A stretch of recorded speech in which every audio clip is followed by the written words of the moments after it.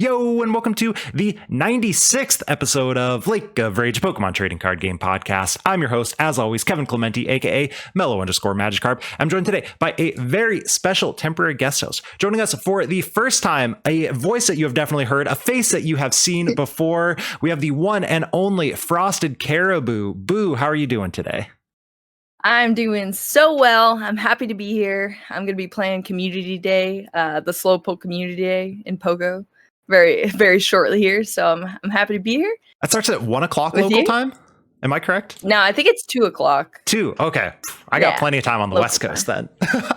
Yeah. Oh yeah. You're fine right now. You're totally fine. That's actually why I asked you first, Kevin. I was like, wait, what time is this going to be? Because I forgot Slowpoke Day was today. I was like, I need this because I'm going to be playing Pogo and like, I need the dust and the experience from this event, like to get into my mons for that. But anyway. That's right. Side topic.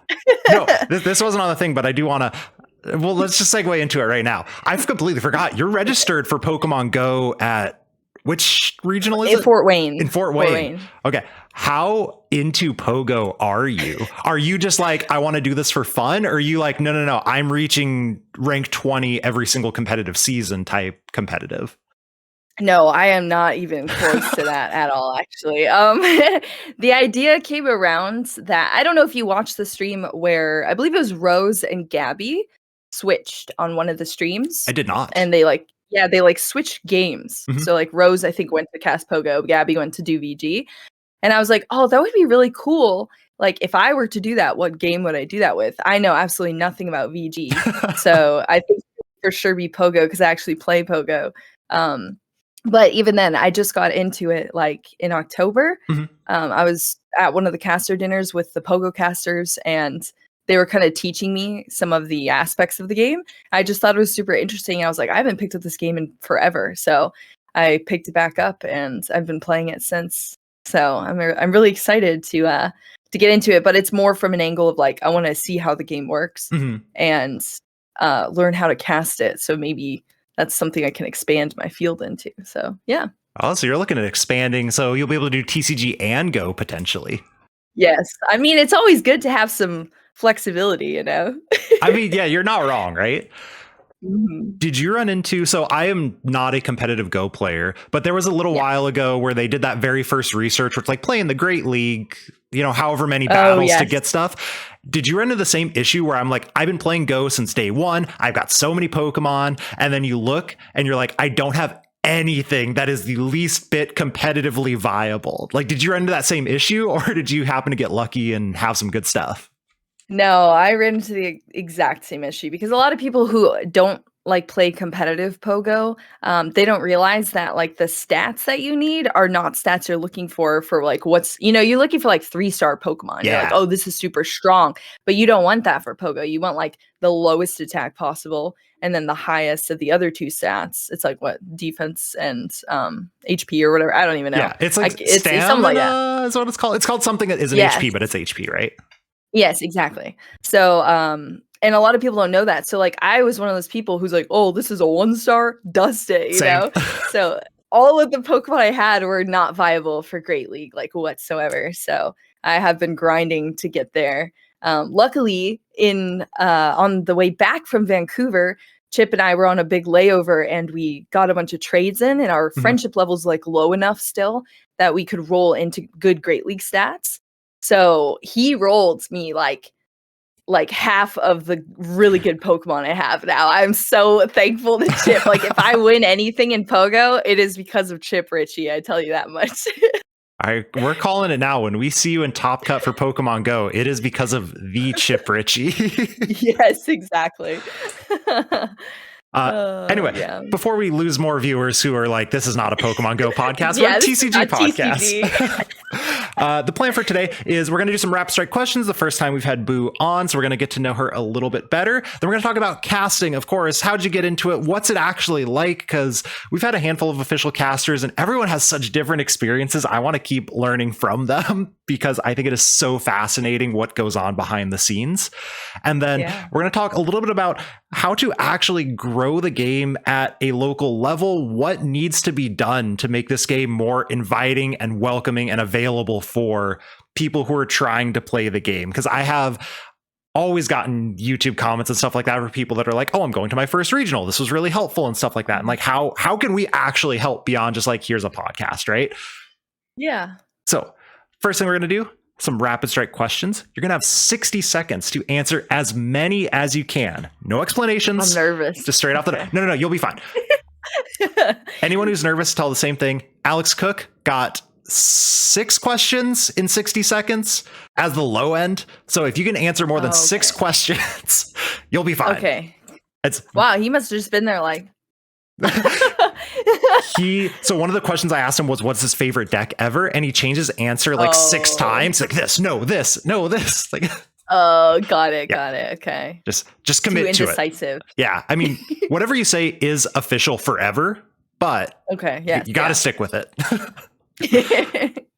Are you ready? Okay, I'm ready. Perfect. Question number 1, winter or summer?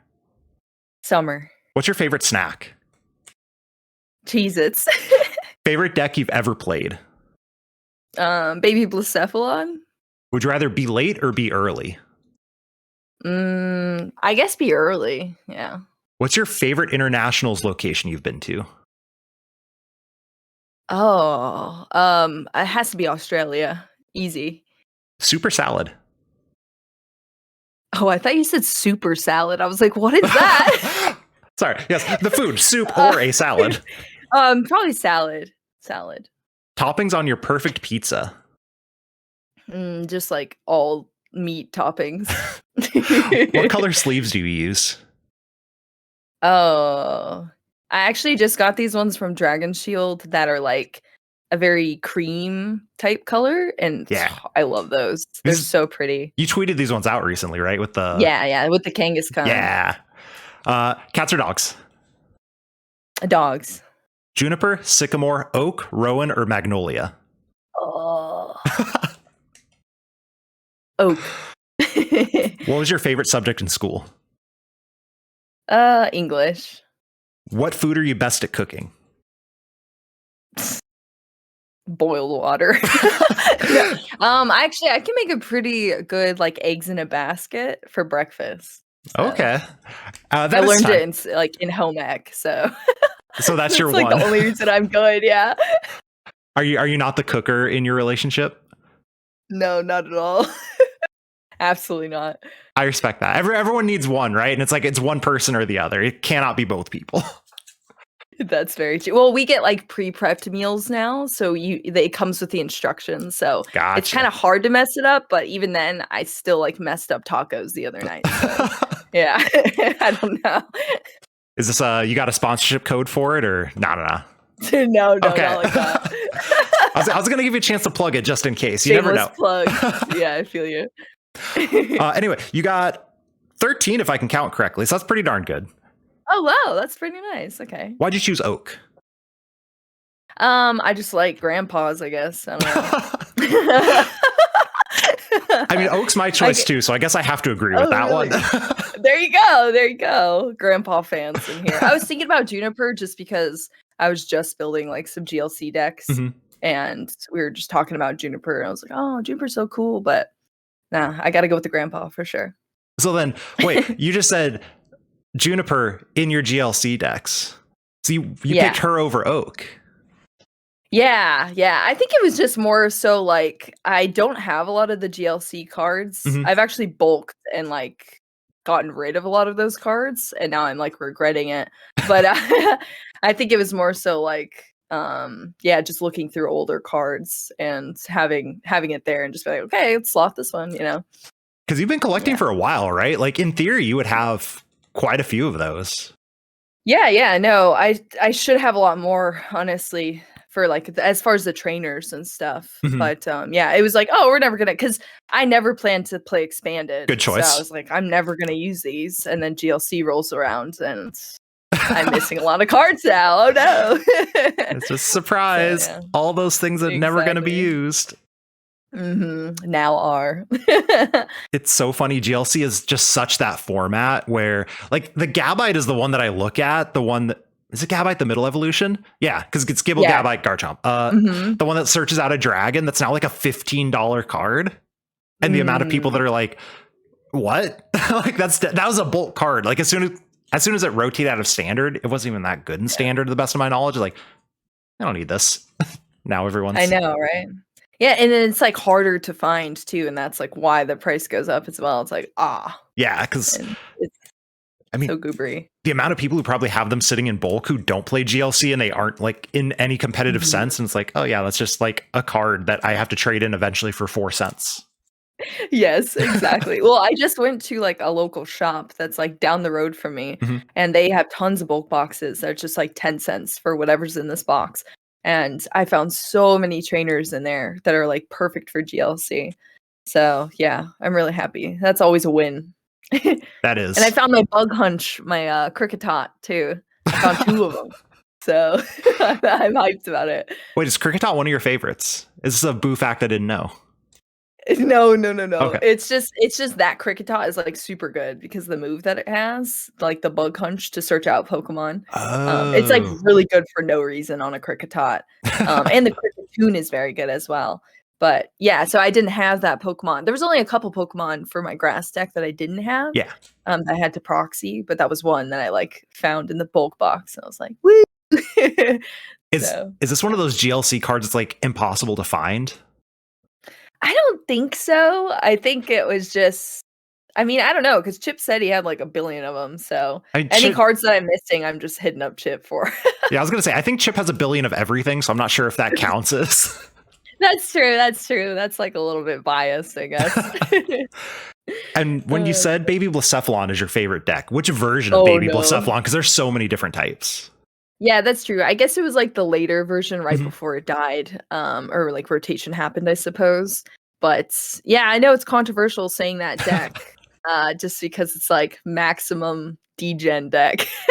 But that is also the deck that I picked up and won like a lot of tournaments with. So, you know, this was back when, you know, before my YouTube channel was like really a big thing, and I had like no money. And so like, you know, winning booster boxes and stuff just from being able to play the game that I enjoy was just really cool. So I have a lot of history with Baby Blacephalon, and my locals hated me. So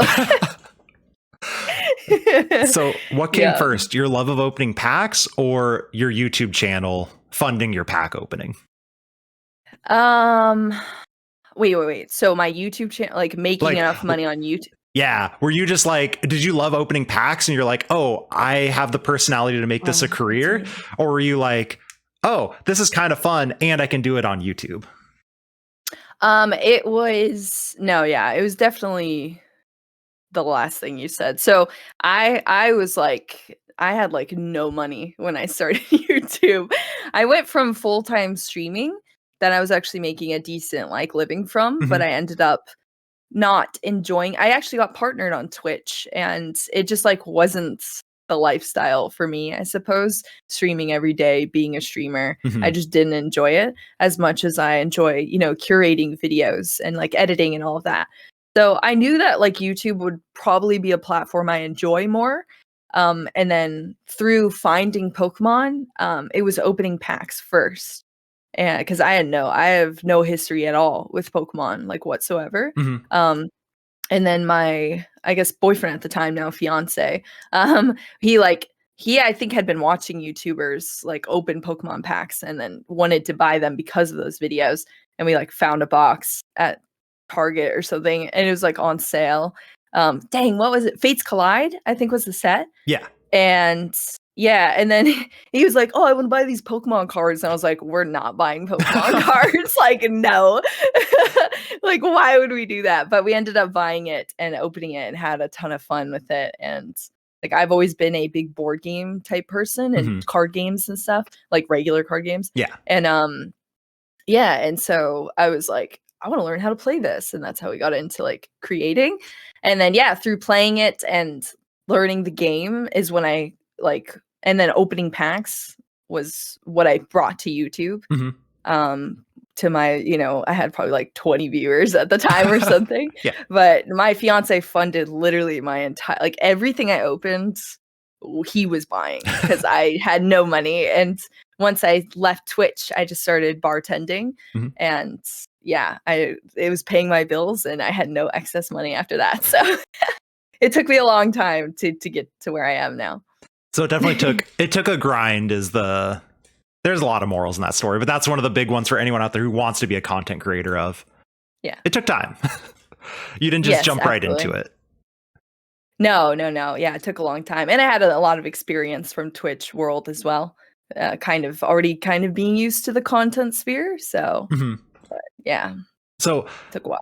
You were a Twitch partner. This is something that I don't know if people know or anything like that, but before Pokemon at all, what did you stream? Because getting partnered is very hard. But the fact that you weren't into Pokemon at all is news to me. So what were you streaming before that? It's so funny because it's gonna sound super random, probably. But do you know Age of Empires 2? I know the game Age of Empires, so I'm gonna assume the second one can't be that different. Yes, yeah, it's an RTS, so real-time strategy, fast clicks type deal. And I played that like competitively. So I was like an RTS player playing that competitively, kind of got a base from there. Then went into variety streaming after that. So it was kind of just like whatever game I enjoyed. That's the dream right there. Exactly, right? And then through variety streaming it was around the time Let's Go Pikachu and Eevee came out. And I was like, oh, I'll buy this game and play it. And that was like kind of my first experience with Pokemon, alongside the cards too. So it was like around the same time, cards and the Let's Go Pikachu Eevee. So yeah. It's interesting. I spent like 14 hours like hunting a shiny Lickitung in that game. Isn't it green? Wait, why Lickitung? No, it's yellow. It's yellow. Oh, okay. I just love Lickitung, and then I just thought the shiny was so cute, and it took me forever to get. But that's mainly what I did in that game, was like shiny hunting. So technically, it's optimal not to leak your team before regional, but you're gonna play in a Go regional. There has to be a Lickitung on there, then, right? Yeah, right. That thing takes like 90 years to build. Oh my god. It takes XL candy, and there's just no way. It's probably going to take me literally like a year to build that thing. There's no way. I've been walking with mine for like 6 months now, just out of the hope that we can eventually get it to be good. It is. It's really good. That's the sad part. It's such a good Pokemon, but it's like so inaccessible. And that is definitely one big complaint I have about Pogo. Like, it is so hard to get into it. The accessibility is non-existent pretty much. Yeah, it's compared to VGC, where you can let's assume you're breeding, you can gen them, I guess, technically, but breeding them just takes time. TCG, you go to tcgplayer.com and you can technically have a meta deck, right? And then Go is like, I've been dragging this Lickitung along walks for months and months and months, hoping to pull out some XL candies to eventually get it from, it's like at 1430 right now, and get it up to something a little better. Yeah. Well, and things like Trevenant, Trevenant's very good in the game, but it only comes out at Halloween. Yeah. So like if you miss that, like you got to find people that have Phantoms or else you're screwed, So yeah, there's so many aspects to that game that are just very difficult to get into. As far as like trying to play on a competitive level. But once you get those Pokemon, you could get them, trade them, but then you still need to roll good stats, and that's even harder to do. Yeah. So yeah, I'm super thankful that I even have a couple that are viable right now. Thanks to Chip Ritchie, baby. It's pretty funny. There was stuff we'll get to, and we'll get there in a second. But YouTube people, you can check this out real quick. Audio listeners, you should go to the YouTube channel, click the video, look at the background behind Boo right now. And while you're there, subscribe to the channel and hit thumbs up and leave a comment. But ton of Pokemon plushies behind you. And yeah, I think they're all plushies. But there's also, I can see it over the top of your head, Appa from Avatar: The Last Airbender. And I think that's the only non-Pokemon thing there. So why is Appa here? I think I have a No Face and a Totoro right here. Oh, is there? Well, oh, that's dope. That's it. Unrelated note, my wife got a No Face tattoo in Japan. It was so cool. Oh, that's so cool. Especially in Japan. That's even cooler. That was her her big thing, right? We were there for our honeymoon, and it was like, I want this. I want a tattoo when I'm here, and I specifically want this one. Oh, that's awesome. Anyway. Man, now I got to see a picture of that. Anyway, why Appa? No Face and Totoro feel like pretty obvious ones. But you can also go into those ones if you want to too. No, those are pretty obvious for sure. Studio Ghibli's amazing. Yes, exactly. The Appa I just really liked, like Avatar: The Last Airbender, and I'd actually been looking. This is like a really point up here. This is a really tough Appa to find, and I like someone else had it, and I was like, "Oh, where'd you get this?" And they had got it in some really weird way. And then I'd been looking for it for like years, never could find it. It's like a very specific plush of the Appa. And then one of my friends found it at like a convention and surprised me and like sent it to me in a package. And I opened it and was like, it was like the best moment of my life, pretty much. So yeah, that is my prized possession Appa right there. It's like the perfect plush. I love it. Yeah, I just love it. It's a flying bison. I used to have ferrets, and one of my favorites was like it was like Momo and Popo sort of thing. Yeah. So yeah, it was cute. Yeah. So I promise we're gonna get to more TCG stuff, but I know, right? I also love Last Airbender, and I also play Go. So this is aside. Is Appa the best character? Oh yeah, easily. Easily? I don't know. Have you met Toph? Toph is pretty cool. Okay, Appa's the best, like, I don't know, animal, I suppose, then? Okay, that's fair. Flying bison character? I'm a big Toph fan. I just think it's so cool how she just showed up and it just kills everything. It's so good. I guess kills the wrong word because it's Nickelodeon, but yeah, true. That's funny that you say that because like we're not allowed to say like kill or whatever for the streams either for Pokemon. And I was doing an interview, and like the person I was talking to, I think it was Kieran, just kept saying like, "Yeah, I killed that." And I was just like laughing internally the whole time. So, God, you're a professional. You're so good at this. What a great segue into the casting part of it. I know this I do it for a living or something. I don't know. Who would have thought? I mean, you have. I'll talk like you're not in the room right now, but you have such a great stage presence and a great personality. And I see like exactly why you got picked to do this. But how did you get picked to do this, I guess? Like, how do you think you actually got into the casting gig? To be honest, I don't know. It happened so suddenly. Kind of the same thing with Pokemon contacting me to like send me things as well. My channel, it's always been like family friendly, but there's jokes here and there that I say that can be interpreted by other ways, I suppose, by adults. Like adults understand what I'm saying sometimes, and it's like funny, but it's still considered family friendly, you know? So and also I was pretty well known before my channel like really went big for kind of like trashing a lot on Pokemon as far as like card quality was always pretty bad. I had like a lot of things to say about like the way they had their products and stuff. So I was like, yeah, there's no way I'm ever working with Pokemon, like ever. Like you can see me saying that so many times on my channel. And then they just hit me up one day and were like, hey, we want to like send you some stuff. And I was like, what? That's crazy. But it was kind of the same thing with casting. The only thing I had done as far as casting was grassroots, like in my LGS. We would do like League Cups, League Challenges way back in my day, you know, when those existed. And I would stream those.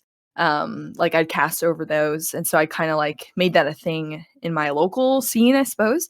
And then we created a whole stream setup here in my house, and we'd invite our locals over to play. And I'd cast over those, but those were always like more streamer style, talking to chat, kind of just super casual. It was very like, it wasn't like super serious casting type deal. Yeah. So that was really the only experience I had with casting, and then maybe a couple online tournaments. Like I helped Haggy cast his like last official tournament he hosted, and then and someone it was DC actually hit me up one day in like my Twitter DMs and was like, hey, Boo, like what's a good email for you? And I said to my email with just like a little eyeballs emoji. That's such an ominous DM normally. Eyeballs emoji. I know, right? It was like no context whatsoever. And, you know, like clicking DC's profile, it's like, you know, Pokemon, like producer, like all this stuff. And I was just like, what is this? You know? And and then it was like emails, NDAs. We want you to cast NAIC. And I was like, I can't even tell you how like nervous I was for that. I'm just a very like anxious, nervous person in general. Really? When it comes to like public settings, yeah, for sure. Seriously, I think I never would have guessed that watching you. Really? Because you know how many people you're talking in front of when you're like talking on camera before the stream and stuff like that. No, you don't give that off at all. So that's super surprising to hear. That's good. I bury it deep inside, but in reality, I'm like drenched in sweat, like so nervous. But yeah, I think it's like something I inherited from my dad. Honestly, he's also like gets like anxiety around like crowds of people and stuff. I think it's just like something I have internally. But yeah. So I was super nervous, and I mean it's NAIC. Like they didn't even start me on a regional or anything. It was like, hey, we're throwing you to the wolves, homie, and and then getting there too. And the thing with like that surprised me the most was I thought there was going to be so much explanation, so much prep, and all this stuff, and they were just like, hey, so here's the setup. Good luck. It was very much just kind of like they just threw me into that, and it went really well. So yeah. So, and obviously there may be not things you can't say, right? We've always had people on the casters who are kind of like, this is as much as I can do, right? But do you practice with the people you're with? Or is it literally like you said of like, here's the setup, good luck? Or do you all sit there and do a practice game together or anything like that? Or No, not at all. The most amount of practice that we get is like they're testing like lighting and stuff for the stream, which still sometimes explodes. But anyway, they'll put out just like random cards, and we'll be testing audio, and we'll be like, oh, there's a grubbin in the prize cards. It's not like real cards on the table. So no, we do like really no like practice tests, I suppose, beforehand. It's really up to like if we do want to practice with who we're going to be casting with. It's just on us to kind of do on our off time in Discord or something, or like practicing. But I've actually not done that at all with any of my co-casters. So we wing it. How do you do that? Is that something you think you're like naturally good at, or have you learned like the ability to like mesh well with someone for a first time? No, I think it comes down to personalities most of the time. Because there's definitely been more people I mesh with versus not, but there's also going to be more like people that you mesh with better than others. I joke that Chip and I are like the dream team, right? But but also I got to cast with Kyle in Knoxville, and we did super well together too. We had very good like banter back and forth. I think it was good balance between each other. He nailed the analysis, I nailed the play-by-play. It was great. So yeah, I think it's just sometimes if it's like a new pairing, you have to kind of work out the kinks in the first match, figure out the flow. But once you're able to like adapt and get to that, it can be very good. But it's one of those things where like, they're hiring us as professionals. We need to know how to do this. It's not just based on like our Pokemon knowledge. You actually have to learn how to adapt to making that flow happen, because it's 100% your job, Yeah. So yeah. That is something that I always find interesting. And I'm finding more interesting now that you mentioned that the amount of prep is just like show up and hope for it. The amount of dead time during a stream is like almost non-existent, like ignoring the in-between round. That's not the like in the middle of a match, like there's a constant, like you said, banter like between you and Kyle is really good. And I like you two as a combo for sure, because Kyle needs someone who is providing something beyond the game sometimes, because he will get really into the game and it's like we're still being entertained, right? So that was like a definite huge plus of like, oh yeah, let's keep things a little bit light as well. But I think I brought a lot out of Kyle as far as like jokes and stuff. And we did a meeting that was kind of like a peer review type deal too, and it was kind of like brought up like one of our like producers was saying like, yeah, there was a lot of like sound effects and things happening on the because like I'm always making weird sounds, and they like loved it, so they want us to keep going in that like more fun direction. So yeah, it's good to hear. That's so great to hear, because this is something I mentioned in our pre-thing we were going to bring up too. But the caster showdown in between rounds is becoming one of my favorite things, not just because it's like GLC is cool, or they played 2013 recently, like that's cool, but like we get to see your personalities, and like you and Pablo and Ethan and Chip were all content creators like before you did this, and it's really cool to get to see your personalities as you're playing. Like player Chip during that is way different from caster Chip. And that makes me, when are we going to get to see Boo in a caster showdown? Because I don't think we've seen you down there yet. Not yet. Who knows? Potentially for North Carolina. I don't know. I can't say. But no, yeah, I would love to join. Well, the biggest thing was I never played GLC. So if it's like, oh, who wants to play GLC? I'm like, not me. I don't know if you know this. I'm sure you probably don't, Kevin, but I hate being on stream. I do not want to be on stream, like at all costs. No shot, really? One of the reasons that I'm not playing TCG in Fort Wayne is because I know they're gonna put me on stream, and I don't want to be on stream. Yeah, like when I was where was it? Indianapolis. I went like 4-0 or whatever. I started out 4-0, and I was so scared they were going to put me on stream. I was like, please do not. And you can't even do that. You know what I mean? But I'm like, don't put me on stream. I don't want to be on stream. I just am terrible in situations like that. And I think it's one of those things, again, where you wouldn't guess it, because that's essentially the situation I'm put in every single stream with casting, right? Or especially interviewing and stuff. It's all like off the cuff. But yeah, I think it's different when you're like, for me, playing TCG is like super focused, and like, you know, I have to like put my whole brain into it, and having to think about all of those other aspects of being on stream, I just don't want to do it like whatsoever. So I'm sure I'll end up there eventually, but I mean, you could be on there for Pogo. I know, that's what they're telling me, like, oh, we're gonna bring you on for Pogo, and they stream from round 1, so it's like they can bring me on first. Yeah, just watch me get rolled. I mean, no, I'm scared. That could be right. If you're up against like a top player in Pogo, that is a perfect example of like, oh, look, the other person people want to see for sure. We have Boo, who is coming over from TCG, and that is a great storyline in and of itself. Like, that's true. It's in. Don't curse me like this, Kevin. Come on. No, I'm encouraging. This is positive. Yeah.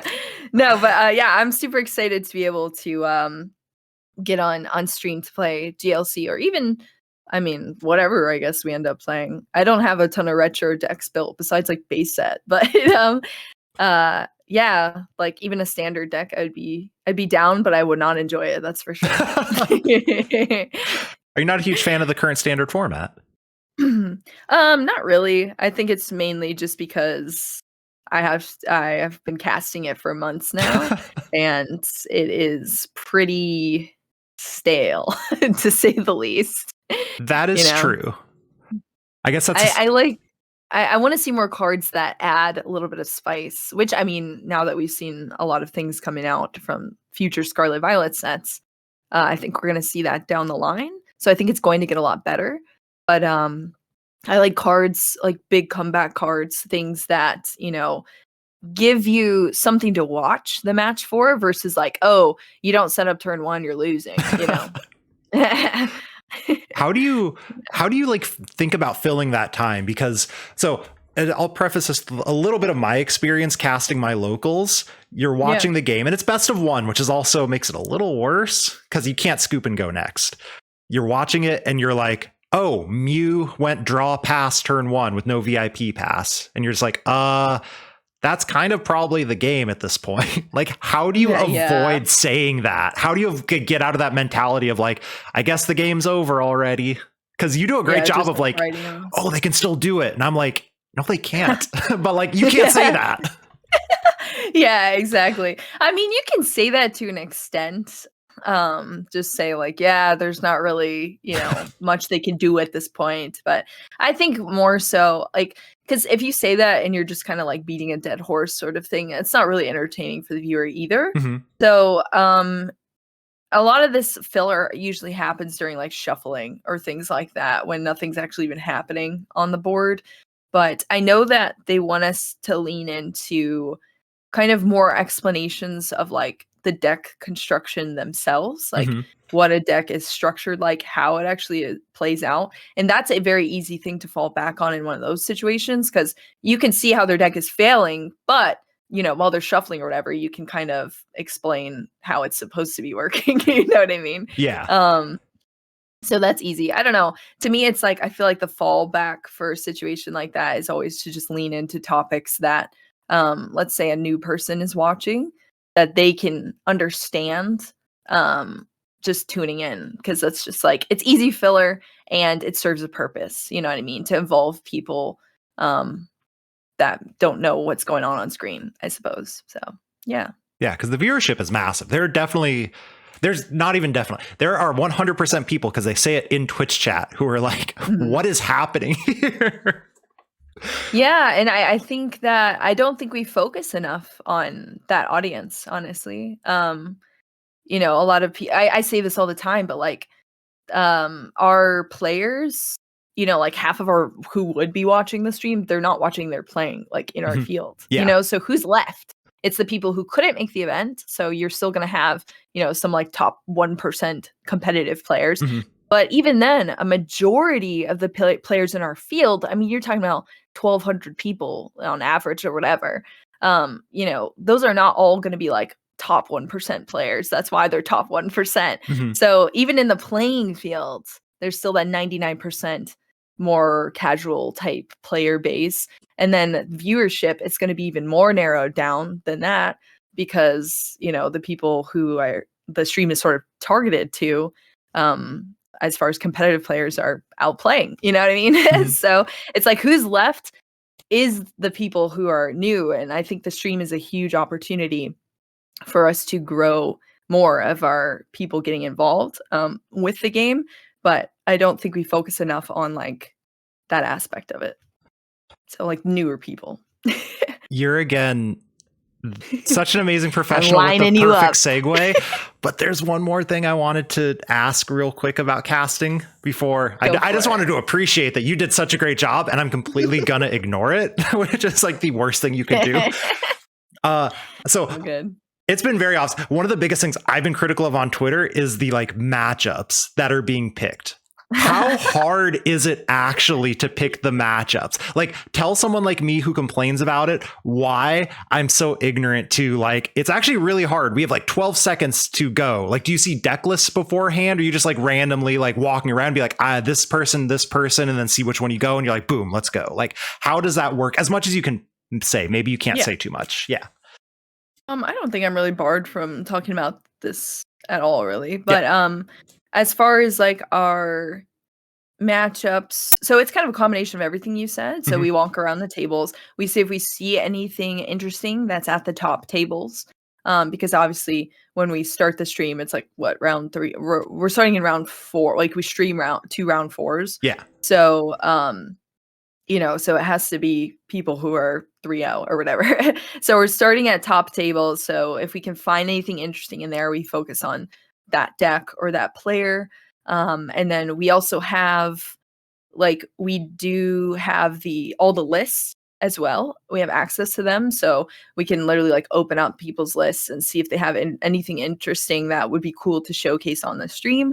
And that'd be chill. And then as far as like picking the matchups, I'm not gonna lie, I want to say I don't think I have actually ever picked a matchup or been able to pick a matchup. I think a majority of the time our matchups are being picked by, I mean, I guess it's sort of like a group conversation, kind of, but kind of. Okay. I think it's usually like seniority type deal picks the matchup. I don't think it's supposed to be like that or anything, and I think it's just how it kind of the cookie crumbles sometimes. But I think most of the time it's like we're leaning on players, like who's playing these decks, as far as like picking that matchup, because we're trying to build these stories up of these players and such. But and then there's incidents that happen too where people want us to pick newer players and stuff, and then let's say we get a newer player on and either they're nervous for the stream or whatever, and they end up kind of like low-key throwing the game, and then it's difficult to watch as well. It's difficult to cast, it's difficult to watch, Mhm. and then everyone's also like kind of complaining about that too, because it's like, oh, why would you put this person on, even though like they have a really good record, like it was, you know, and it's like, what do we do? CIC, right, where it was like a 4-0 Mew player who made it was a very unfortunate play at the beginning, and it's one of those things that like the battle VIP thing. Yeah, they crammed away their battle VIP turn 1 and then passed, and it's just like, it's so unfortunate that A, we still remember this, but B, they were Twitter discourse for so long, and it's like, I know, it's one of those things that like they aren't going to make this play. That's the nerves of stream, and it's all this other stuff, and like you said exactly, of like, it's got to be hard to pick the person or the people, because you don't want to set someone up for that, but also, look, Xander Pro, great person, super cool, but you don't want to have him on every single regional, because we need to feature more of the 1,800 people in a tournament, right?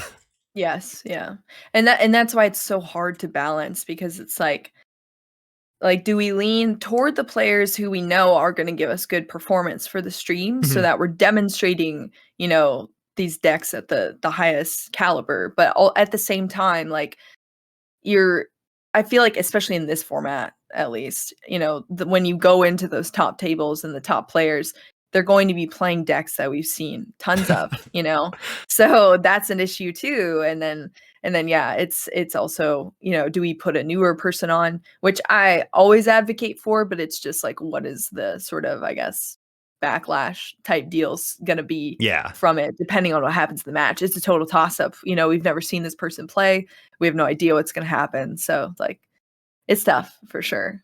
It sounds incredibly difficult, right? It's like, to go back to Kyle, I think his best piece of sense of humor is when we're going into a match, like, we have another Lugia mirror. Just the way that he says it, it's just like, it's so good. I'm just like, here we go again, but also we have to go this way because it's round 13 and we need the top tables. It's like, kill me now, please. It's tough for like casters too, for sure. But yeah, you're talking about like, we get very limited time. The pairings go up and it's like, pick a match right now. You know, there's no downtime in between that, because they still have to set up for stream. So they have to change t-shirts. They have to, you know, if they have to re-sleeve cards or whatever, they have to explain the rules and stuff to the players for the stream, all that jazz. So we have to pick immediately. And it just comes down to, sometimes it's tough to pick that. And I think it doesn't help that the format is so ironed out right now, so you're going to have less and less variety for those like top tables and such to pick from. But if you had feedback, I guess, Kevin, what would you give for matches? The feedback is impossible if I've never been in those shoes. That's the unfortunate part. I'd love to give feedback, but like, I don't know, I've never had to pick out of 200 tables of top players a specific matchup. I don't know. I'd love to get feedback. I have no freaking clue. Keep doing what you're doing. And it's tough when like you like pick a good matchup too, or we get to showcase maybe like a cool deck that we haven't seen or something, and then they just break, you know. And that's what I think makes it hard too, because like, you're still gonna have like, oh, what was it that we had on? It was like, was it Regieleki? Like VMAX or no, maybe Tapu Koko. I don't know. Some deck that they had on that was like really cool, doing super well. And then they just bricked and got rolled in like 2 quick games, you know, and we didn't even get to see the deck. Same thing happened with the Shedinja deck that we had on stream. That was such a bad matchup. Like, that poor Shedinja. I was so hyped for it. I know. Same thing happened in Toronto. Wait, was this? Toronto. Like, it was like the Wheezing deck versus like Giratina, you know, and it's like, oh, what do we do with that, you know? So oh gosh, what was the bricking? So one of my friends who just got second in Vancouver, shout out Kobe Kawasaki. Kobe's your friend. That's cool. Yeah, he made day 2 of Worlds. Can you tell Kobe I feel so sad? It's like, I feel so bad because it was in the outro, so probably no one even watched it, to be honest, but they flashed the graphic and they spell his name Cody, not Kobe. No. And I was writing the script. I had interviewed Kobe. I knew it was Kobe. Yeah. But I said Cody like 4 different times because it was just reading the screen, and I felt so bad afterwards. So Kobe, if you're listening to this, I really apologize for messing up your name, and you're a very cool person. But at Worlds, he made day 2 of Worlds with the Liminal deck, which is the Inteleon plus counterattackers. Yeah. And that exact thing happened of like, I was sitting down, Ethan comes up to me and we start chatting. I'm like, hey, my boy's 3-0 right now. You should stream him, right? And so there's a little bit of influence there, but they pick him for the next round and he proceeds to brick twice in a row. And it was just such an unfortunate, So I know the bricks are like, it's real life. Well, that happened with Natalie on stream too. Nat was playing Blissey and just bricked. It's that one hurt to watch. I was watching game 1 and I was like, oh, this is bad. That was really sad. I was so excited. I was like, oh, if I get to interview Nat, it's gonna be so great. But yeah, it didn't happen. I was sad. So I completely ignored your other segue because I wanted to ask that question because I was curious because, like I said, I'm one of the most vocal people on Twitter. So I want to know because no one's actually ever answered that question about how it works. But one of the things that I've seen from you constantly is this like, hey, these things need to be done. Like the game at its highest level isn't welcoming, isn't accessible for like new players to just jump into, or the general community like can have problems for sure. So what are some things that like the competitive players that are listening to this, because that is a lot of our audience, what are some things that we can do better to help grow the game at like this local level, to help encourage people to come play, help collectors realize that the card text is also there, not just the pictures, if that makes sense? That is a super difficult question to answer in like a short form, I suppose. True. But I think the best way I could probably say, like, number one thing, and I guess this has to do a little bit with like just empathizing with other people as well, is just to view things. And I know this is tough to do, especially if you've been playing this game forever. And like, I've even caught myself I know this game very well. And like, I stream it all the time, all this stuff. I caught myself kind of slipping away from this too, but just viewing things from like a brand new player's perspective. I think that's genuinely the best thing you can do. And that's what it comes down to in any of these conversations, playing with people at your locals and stuff. I think the biggest issue that we have for people who are, super well versed in this game, play a ton of different decks, know it super well, are competitive on top of that, they tend to like lean toward, and maybe they don't even do this consciously, but sort of like talking down to newer players, or talking in a way that's not accessible for newer players, And I actually had this topic brought up a long time ago. I made like a little, whatever the Twitter like voice recording thing is, about how like there's so many conversations I overhear from like old school players, or like people who've been playing for a while. They're like, oh yeah, it's just like this card from like 2012 or whatever.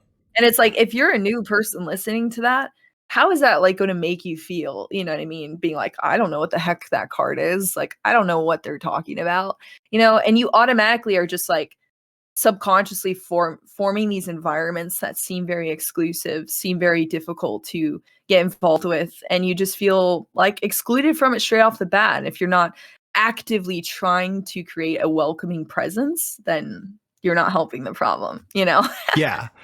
I think a great example of that exact thing is Iono. Is that how you could say the gym leader's name? Yeah, I think it's Iono, yeah. Okay.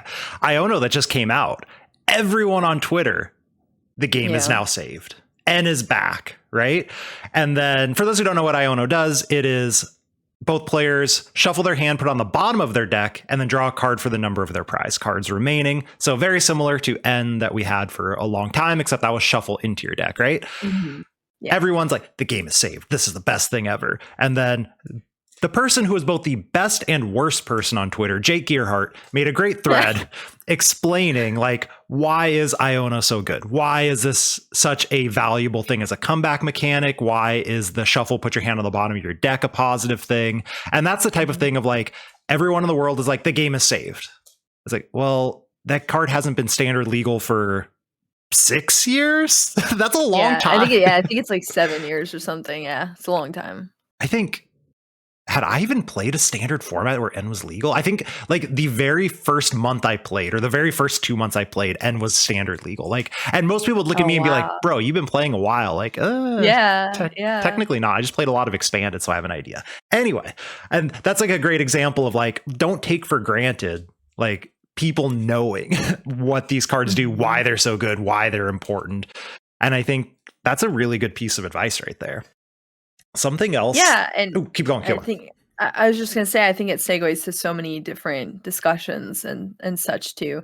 I think a lot of times as well, an issue that I've personally run into is like you'll have someone that's very excited about a deck, or they'll be like, oh, I really enjoy this Pokemon, that's why I built this deck, or I slotted this card because I like this or whatever.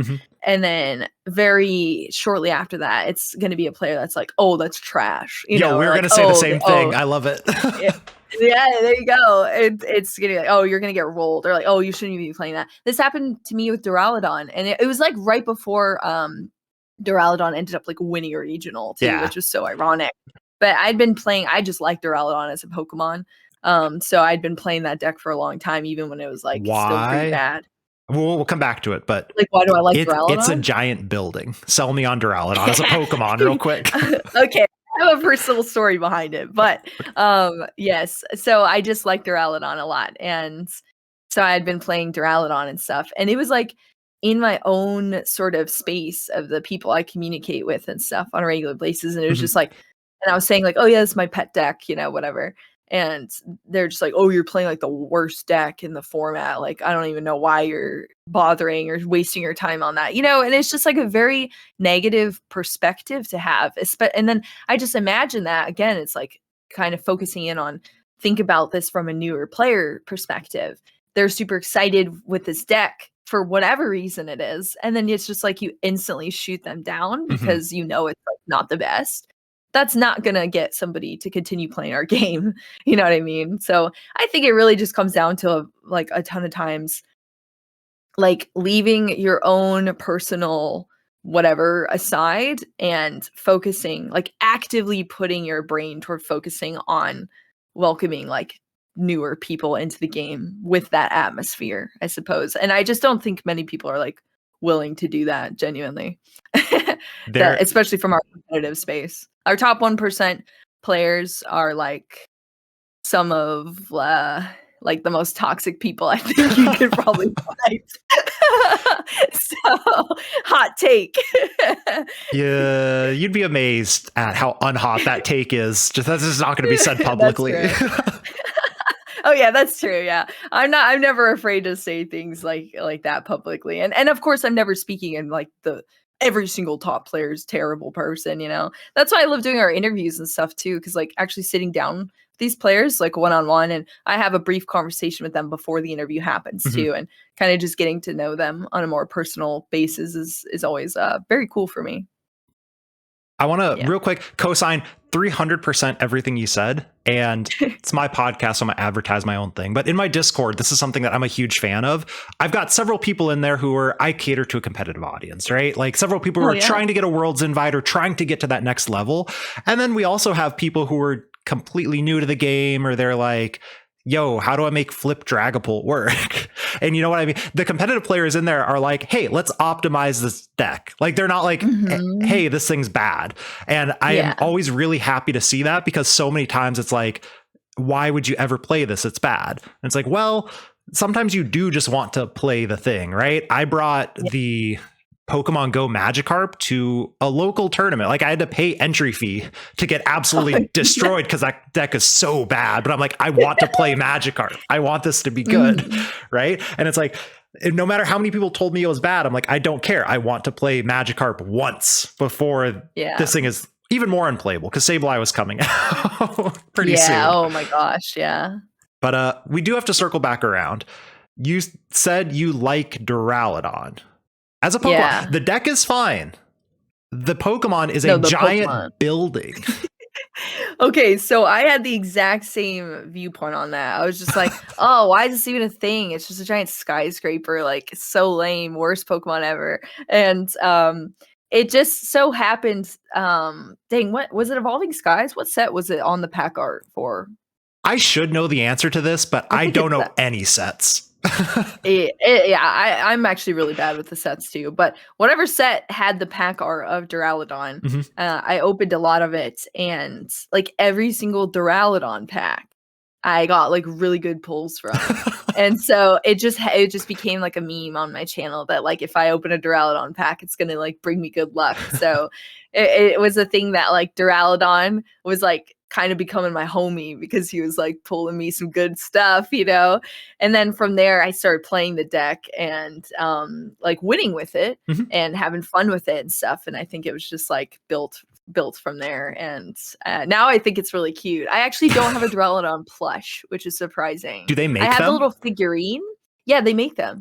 Really? I have the figurine that comes with like Raihan. And that's super cool, but I want like the little plushie now. I think I like him more than nobody else likes him too. I think that's the way to get one of your favorite Pokemon, though. Liking Gyarados is too expensive. I feel like that's true. Yeah, you got to like the things that are a little underneath the radar. Yeah, definitely. I agree. Usually it's like my bug Pokemon. Like I love Seawaddle, I love Grubbin, things like that. But Charge-a-Bug, it's so square. It's so good. I do not like Charge-a-Bug. Let's get that straight. Yeah, I don't like Charge-a-Bug. I can't. Oh my gosh. Grubbin is the only one. It's same with Seawaddle. I don't like either of their evolutions, but I love their baby version. It's Charge-a-Bug. It's so cute. I call the Charge-a-Bug an electric loaf of bread. Honestly, it's what it looks like. So you are a fan of it. That sounds great. What's wrong with that? Oh, that is so funny. Yeah, it's Grubbin. It's the same thing with what is it? The seal that turns into Walrein. Oh, Spheal. Spheal's so good. Spheal. You don't like it? Yeah, I love Spheal. Okay, good. I love Spheal. I do not like Walrein at all. Like I think that thing's nightmare fuel. Okay, that's too. It is cute, but I respect not liking it. But nightmare fuel. The Walrein? You think the Walrein's cute? It is. It's got mustache. It's so good. No. The Walrein looks like the Pennywise to me. It looks like Pennywise straight up. I am gonna have to look at those two side by side to see what you see because I literally have it in my phone. Like I picture Pennywise and Walrein because I just had this discussion with someone else, and I showed it to them, and they're like, "Oh, you're right. It does look like that." So, especially like the new Pennywise also has yellow eyeballs, and Walrein has yellow eyeballs, so it's like, yeah, it's a scary clown to me. Boo, I want to let you get to Community Day. One last question. Okay. Very simple one. You have a ton of plushies behind you. Did you get my favorite plushie that I didn't get, which is the life-size Furret? No. Okay. Wait, you tried to buy it, but it was sold out? I was told by my wife I can't buy it, and then she had tried to buy it for me and was unable to get it. No. See, that's what happened to me with the Appleton. Oh, that was a good one. Yeah. Yeah, I really wanted the Appleton, and then I was like too late to the party, and it sold out, so I was sad. But I do have the life-size Altaria on the way. Ooh. And the Wailord too. I pre-ordered that one. The Wailord's so good. Yeah, that one's gonna be great. I'm so excited. I already have one, so now I'm gonna get a bigger one. You have one that is somehow significantly undersized, even though it is one of the largest ones back there. Yeah, bigger than Appa though. Bigger than Appa. I think Wailord would be canonically bigger than Appa. Is that correct? I actually don't know. I mean, I don't know, because like how large is a flying bison? It's got to be smaller than a whale. Probably, but like they're so small on it. But I guess they're all children too, so that probably plays a role. I guess that's true. Yeah. Anyway, Boo, I want to let you get to Community Day. If the people want more from you, where can they find you? Or any shout outs you have? Just Frosted Caribou on pretty much every platform except for Instagram. It's Frosted Pokeboo. Same with my Pogo too. Not that you can add me, I guess, from there, but that's it. Awesome. Myself, you can find me on Twitch, Twitter, and YouTube at mellow_magikarp. Be sure to leave a review or a rating on any of your favorite podcasting platforms. Helps people find us because the algorithm on podcast platforms is non-existent otherwise. Ooh. And this has been another episode of the Lake of Rage podcast. We'll catch you all next week. Thanks for having me, Kevin. I appreciate it.